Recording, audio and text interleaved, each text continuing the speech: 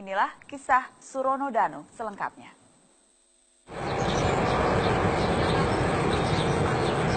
Hamparan padi menyambut saya di Desa Nambah Dadi, Kecamatan Terbanggi Besar, Lampung Tengah. Inilah salah satu sentra penghasil beras di negeri ini. Tempat saya bertemu Surono Danu. Jadi 3 hal itu yang perlu diketahui ya. 1, Surono Danu ini gila yang tidak boleh waras.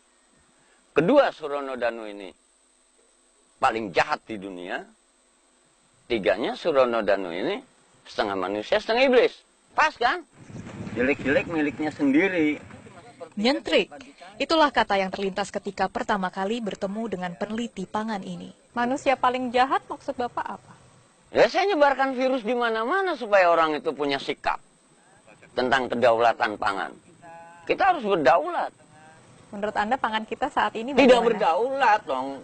Kalau orang Jawa ngatakan tuh paring-paring kulot yang semboten saged ningal. Vietnam kirim beras ya ke Indonesia kan gitu kan.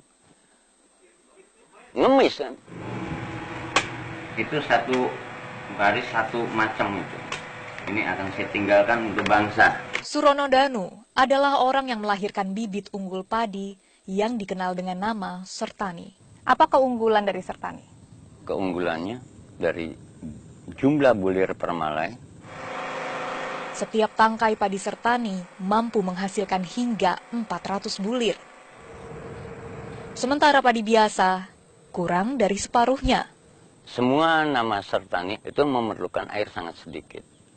Dan di antara beberapa nomor yang ada, punya keunggulan dengan tahan salinitas. Salinitas kandungan garam, seperti sawah yang di pinggir laut, kena air rob atau payau.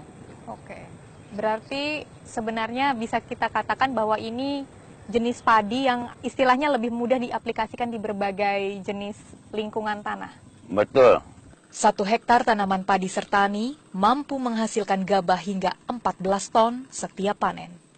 Alias hampir 3 kali lipat dibandingkan rata-rata hasil panen di tanah air yang disebutkan Menteri Pertanian Suswono. Produktivitas kita naik terus, walaupun memang kecil ya, tetapi sekarang sudah mendekati ke 5,2 ton ya per hektar. Kalimantan Selatan. Bapak kayaknya cuma belum sampai ke Papua aja kayaknya. Oh ada Papua malahan ada. Bibit unggul temuan Surono seolah menjawab kebutuhan beras penduduk Indonesia yang jumlahnya semakin membengkak. Sementara, lahan pertanian semakin sempit, terhimpit pembangunan. Akar masalahnya itu apa, Mbak? Yaitu masalah kepemilikan lahan petani yang sempit. Kenapa akar masalahnya? Akar masalahnya lahan sempit, hanya 0,3 hektar per kakak. Saya bayangkan, nggak mungkin petani itu akan sejahtera. Tidak mungkin dia akan makmur, kaya, apalagi. Ya, tidak mungkin. Ini masih di bawah Thailand. Thailand itu 3 hektar per kakak. Suswono lalu menjelaskan langkah pemerintah menangani masalah pangan.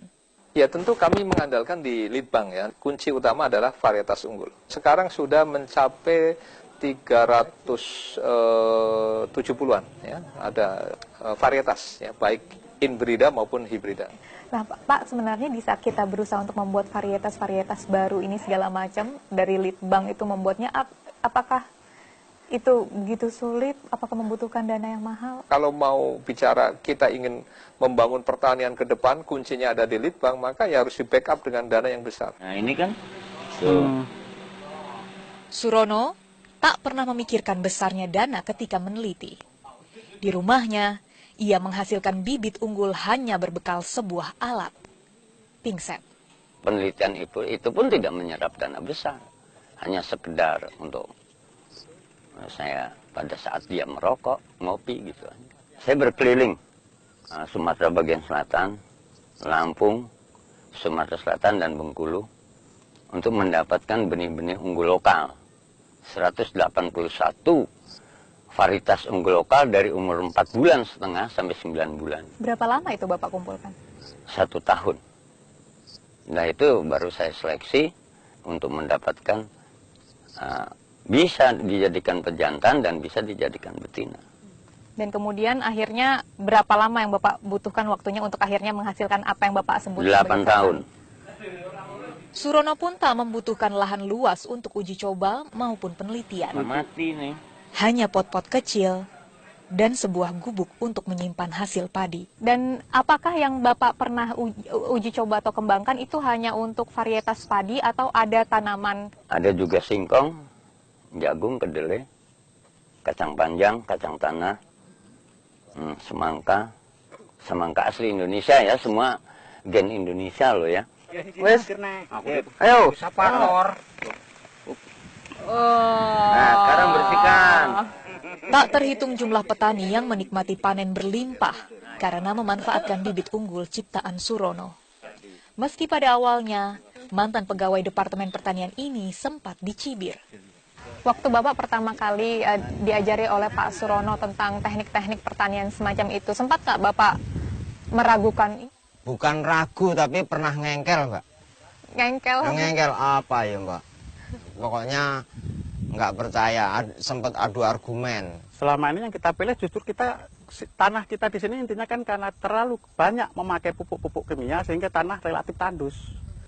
Di tahun pertama saya belum percaya dengan pola yang dilakukan Pak Surono. Tapi Pak Surono nggak menyerah. Dia datangin tanah saya, kemudian dia ngomongin ini urung balik tanahnya katanya. Belum kembali ke asal karena kamu perkosa terus itu katanya kan. Dengan proses-proses kimiawi tadi. Akhirnya ya saya ikutin lagi.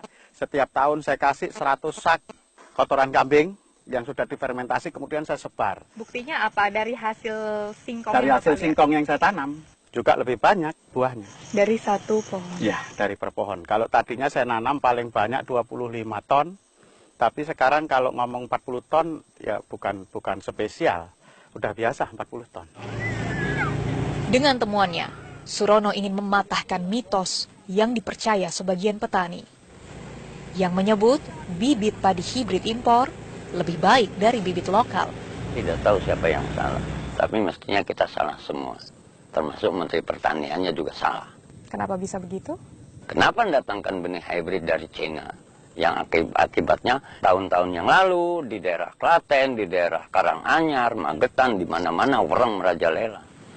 Dan petani itu bukan buruh ya, bukan buruh yang kerja mendapatkan uang. Dia bekerja bagi dirinya sendiri dan tanpa ada asuransi. Sekarang kalau diberi benih hybrid yang tidak satu gen dengan benih-benih yang kita punya, apa pemerintah mau ganti? Berapa luas yang tidak panen dan berapa kali mereka tidak panen? Sekarang baru timbul warang lorek, warang yang dulu ada coklat, putih, hijau, sekarang ada yang belang. Udah ada mutasi gen yang baru. Untuk yang sudah ada saja kita udah payah, apalagi menghadapi yang kita belum tahu bagaimana cara membunuhnya. Bapak sudah pernah mencoba membudidayakan bibit dari padi hibrida? Sudah sekali. Hasilnya bagaimana? Yang saya dapat biasa aja, Mbak. Biasa aja. Padahal kan katanya itu bibit unggulan. Bapak sepakat dengan hal itu? Enggak juga, karena saya sudah ngalami. Jadi padi hibrida itu tidak lebih. Setelah saya tanam padi hibrida, tahun besoknya itu saya ketemu padi sertani yang produksinya menurut saya lebih bagus. Dia memang lebih tahan terhadap serangan hama dan penyakit.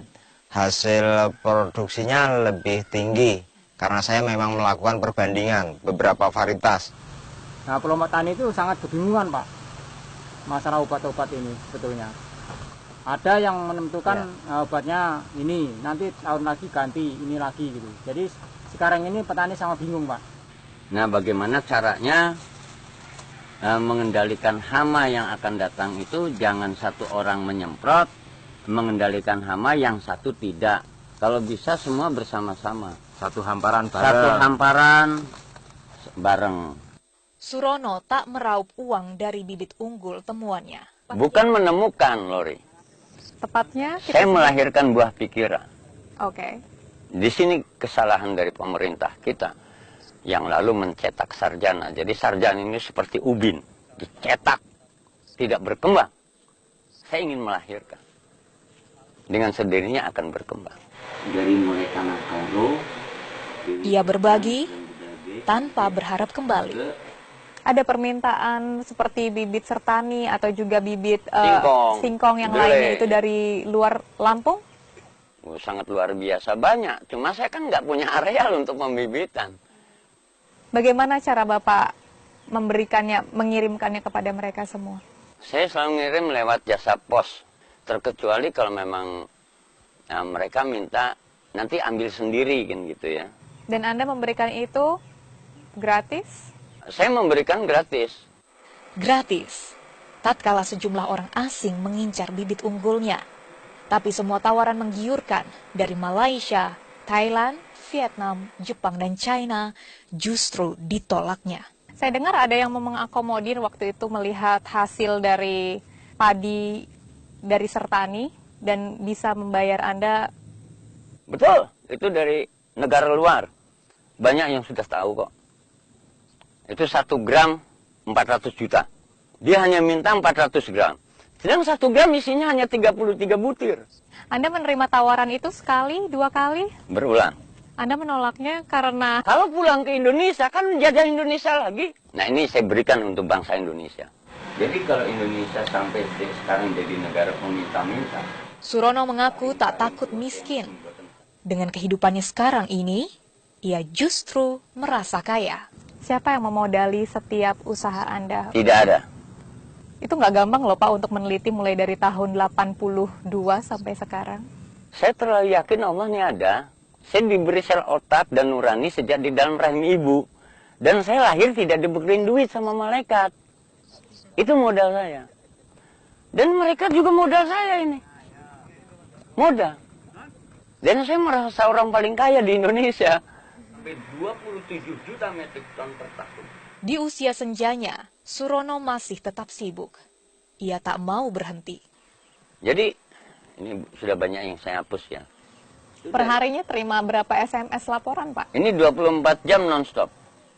Dan situasi seperti begini pun saya tidak boleh matikan. Saya tidak boleh mengecewakan mereka. Sebegitunya ya, Pak ya? Saya tidak boleh mematikan HP 24 jam. Orang jauh-jauh dari Papua, dari Aceh, dari Sambas, Pontianak, ya, dari Nunuk, dari mana?